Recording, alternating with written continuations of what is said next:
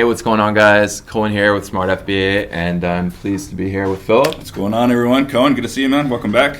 Awesome. So today what we're going to be doing is we're going to be going over some Q&As that are commonly asked to us. So we're going to be going over the 6 most common ones I believe that we get all the time. So let's basically just jump into them, and so you guys can have a much better understanding of what Smart FBA is all about and really what we're doing here. So let's just jump right into it. The first one I see all the time is how much capital is needed for this model.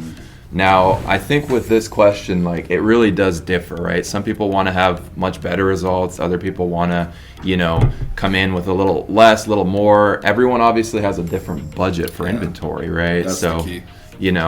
My suggestion, what I've seen, you could attest to this as well, is at least $5,000 a month towards product is what we've seen really work well. As long as you have that inventory flow and continually ramping up your store, really those are the best reports we've seen, right? Yeah, I agree. And I think one of the underlying factors that we've seen with those reports, especially the people that are steadily paying about $5,000 a month, is that they're doing it every month. The key that I've seen for the most successful clients are the ones that are the most consistent. And going back to what Cohen said, it's all about your budget, right? If you got a huge budget of $100,000, that's something that you're going to want to spend and break up over a 6-8 month period, so you're consistently sending stuff in and you're not just jamming it all at once. Amazon rewards consistency. Amazon rewards activity. Yeah, exactly. So you want to be catering to that. So definitely, I think that's our minimum baseline that we do suggest for our clients. The next one, it'll be maybe more of a you question, but what are the biggest challenges faced at the warehouse? Oh, wow. It's a large operation. We have over 20,000 square feet. We have over 20 employees. The human factor really is the biggest challenge. And I think you could ask any business owner that, they'll respond the same way, that it's always going to be the human factor. And what I mean with that is, you're always going to have labor challenges. You're going to have supply chain issues with shipping and stuff like that. And the one thing that I've always heard from a lot of these shipping companies is they don't have enough people to actually unload the container, or enough drivers, and they're looking to hire, right? So the getting it here on time, because I'll order it, the first week of a month, it's 3 weeks before I get it. Sometimes it's now even 4 weeks before I get it, right? So that's becoming a bigger challenge. So I'm mitigating that by making sure I'm purchasing a lot more at once, so we can have a lot more here. That means that a lot more comes and we got to move through it a lot quicker. But, there's challenges in space. There's challenges with labor. Yeah. No, for sure, and I think that's a really big underlying factor that not a lot of people realize is the workforce. And people look at Amazon automation and they don't really think about all the factors involved. They really just think it's this big automated system, which it basically is, but there's a lot of stuff that goes behind the scenes. People are constantly packing boxes, they're getting products in, they're labeling different products, they're finding good products. This is a full-on operation, and I don't think everyone thinks of it that way. And I would say that's probably the biggest one too, is just like you mentioned, is just the human factor and making sure you're managing people. You're doing a great job at managing staff, making sure that they're all appreciated, doing little staff awareness events, all that kind of stuff is really what has gotten us to this stage. So I think that's a lot of stuff that not everyone really sees. So I'm glad we touched base on those points. And there's another one. I had a brain fart earlier. There's another one. A big piece is Amazon. Right, it's a third-party platform that we don't control. So Amazon is known to have glitches. A lot of times where we'll ship out boxes and then Amazon will pop up an error. We can't receive these items at any fulfillment centers or something like that, right? So there's challenges that we're consistently having to work around, and we always have solutions to it. But again, we don't control Amazon as a third-party marketplace, so we need to be as far ahead as we can be with what Amazon's doing and trying to predict what they're going to do and try to mitigate those type of risks. Yeah, so definitely agree, for sure. So let's move on to the next one. Pretty easy one. So what are the general profit margins within the stores? I guess I can touch base quick. Please. So, what we've seen is typically it kind of falls between 15 to 25% net. Obviously, some months are going to be better than others, and vice versa. I mean, we've had some months that are well in the 30s, even 40% I think profit we had net. a client last month hit 71%. Yeah, that's what I mean. Obviously, that's outside the norm, but Yeah. kind of what Cohen was saying. It's you can have a great month one month. You could have a month, the next month that you're actually maybe losing a little bit, and that's due to the returns and due to a lot of different factors, right? So. Yeah, no, exactly. And, some people really want like a concise amount, exactly what am I going to make each month? And that's just not the nature of this type of business. You're purchasing products. Some of them, are going to be wall before the season, for example. And, people won't start buying those for a month or two in. So, and then you got other products that might sell instantly. Like there's a lot of factors that go into running this type of model.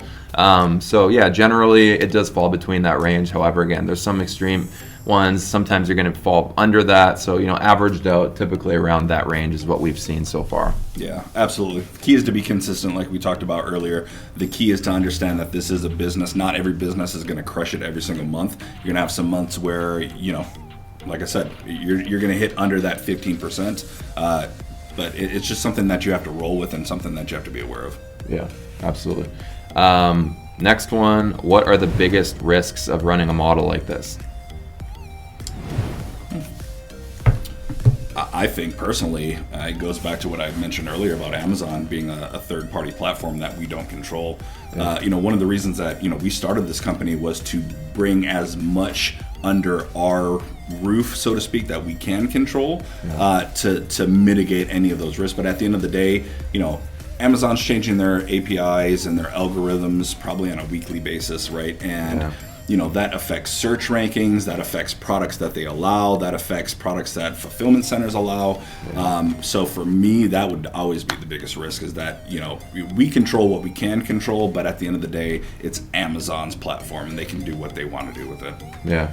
I definitely agree. I mean, Amazon is the third-party platform we're using, and as you mentioned, we are doing everything to mitigate that. It's funny, like a lot of people call in and literally think we're Amazon because we've built the infrastructure involved to really be able to grow an operation like this. We've had several people do so, and really that's what we do, is we control what we can, limit the variables, because again, this is Amazon's marketplace. They can do anything, and they have several times. Absolutely. We've had to adapt constantly to the changes that they've made. But at the same time, us entrepreneurs realize that there's a lot of margins within that. When you're dealing with, shifting marketplaces where a lot of people don't like that uncertainty, kind of starts to limit your competitors. There is also a lot of upside to that. So that's, what we're taking advantage of. And, that is a positive to that, right? Obviously with a lot of risks, there's rewards. So Absolutely. That's, again, one of the good parts about it. But at the end of the day, it is something to note and really consider and really think about. Yeah, I agree. Next question, what is the enterprise package? What exactly is our enterprise package?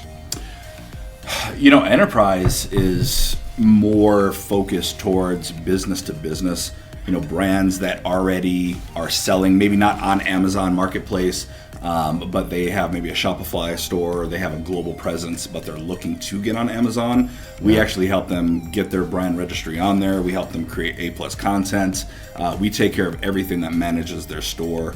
And it's something that is growing very, very rapidly, which, we're all excited about, because it brings a lot of value to people that, have businesses but are looking to get on a global marketplace. Because when you get on Amazon, it's not necessarily that you're just selling on the American marketplace, right? We can get people into Canada, into the UK, into, so many different Amazon marketplaces that expands their reach.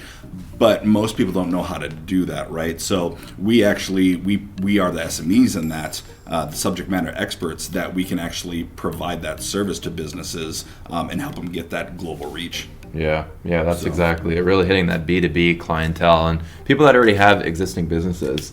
Some people get confused by it because, again, it's a different section. We have a different whole sector to it, but again, it is kind of targeting those types of clients and people that, again, already have their existing businesses and are looking to expand that onto the Amazon platform. So definitely becoming a larger thing. We've had a lot of people come to us recently, so it's pretty exciting. Definitely excited for that, and I think it's really a large portion of what we're going to be doing in the future as well. Yeah, and I think too, like that, it could be something, and we've had a couple of people like this that are looking to build their brand, and they have a good idea and they want a private label, they don't really know where to start and they want our help, that's something that we can actually assist people with on that one as well. Focus more on business to business, but that is something to think about. Yeah, absolutely. And then the last one here, what are any upcoming things with Smart FBA? Anything to get really excited about? Ooh. I'll let you knock this one out. Sure. There's some good ones. Yeah. Well, actually, one of the really big things that you really helped create for the last several months is an actual app. So this is going to be really neat. There's going to be a lot of stuff on it, and we have a little bit of a display we can show as of what it is all about right now. So basically, I'm on the app right now. There's going to be a little announcement tab where you guys will be up to date for any new updates and really anything going on with Smart FBA, and you'll also have everything all in one. So from brand approvals to manifest, P&L reports, basically everything built in. So here's a quick example of one that came about for last year. Basically just scrolling up and down, you can see the different amounts and revenues and such that were created. And again, this is something that is really cool to see, because you will be able to see all this on your P&L reports, and definitely excited to have that all in one place. I think it'll be a really nice add-on to what we're currently doing. Yeah. And again, it'll just make people really understand how their business is doing, really be able to track it in real time. So again, very, very exciting thing, and I'm really excited to launch this. I mean, it should be ready pretty soon, guys. So very excited about this, and upcoming aside from that, I would just say further expansion of our current operation, just more products, and I mean the products we've been getting even this year have been absolutely doing extremely well. So yeah, it's as you've seen and a lot of our clients seen, the reports that we've been having for our clients, especially this Q1, even going now in Q2, have been phenomenal.